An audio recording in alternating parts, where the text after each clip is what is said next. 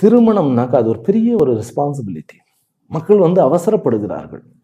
நான் இந்த நேரத்தில் இதை வந்து சொல்லிக்கொள்ள கடமைப்படுகிறேன். திருமணம் வந்து பொருத்தம் பார்க்கணும்னாக்கா பொறுமையாக பார்க்கணும். அந்த ஜாதகம் பார்க்கிறவருக்கும் அந்த அந்த ஒரு அஸ்ட்ராலஜருக்கும் டைம் கொடுங்க.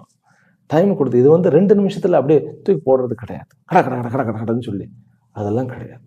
பொறுமையாக உட்கார்ந்து திருமணம் நடந்துட்டா மினிமம் ஒரு 40 வருஷம் வந்து 2 பேரும் ஆரோக்கியமாக ஆயுளோட பிறகு வந்து என்ன ஒரு பிரச்சனை வந்தாலும் தாங்கி மன ரீதியாகவும் உடல் ரீதியாக வந்தாலும் தாங்கி மீண்டு வரக்கூடிய குழந்தை செல்வங்களை நல்ல குழந்தைகளை தேர்ந்தெடுக்கக்கூடிய அதாவது பெற்றெடுக்கக்கூடிய சொசைட்டியில் நல்ல பேர் வாங்கக்கூடிய இத்தனை லக்ஷ்மி கட்டாட்சத்துடன் விளங்கக்கூடிய அளவுக்கு இருக்கிறதா அப்படின்னா தான் நாம் வந்து ஓகே அப்படின்னு சொல்லுவோம். அப்படியெல்லாம் அமையாது சுவாமிஜி, அப்படியெல்லாம் கிடையாது. நம்ம பிறக்கும் பொழுதே நம்முடைய விஷயங்கள் தீர்மானிக்கப்பட்டது. என்னுடைய வாழ்க்கையில் நான் பிறக்கும் பொழுதே நான் சுவாமிஜியாக போயிடுவேன், அதாவது சன்னியாசியாக போயிடுவேன்னு சொல்லி சொல்லப்பட்டது. எனக்கு அது மறைக்கப்பட்டாலும் அது நடந்தது.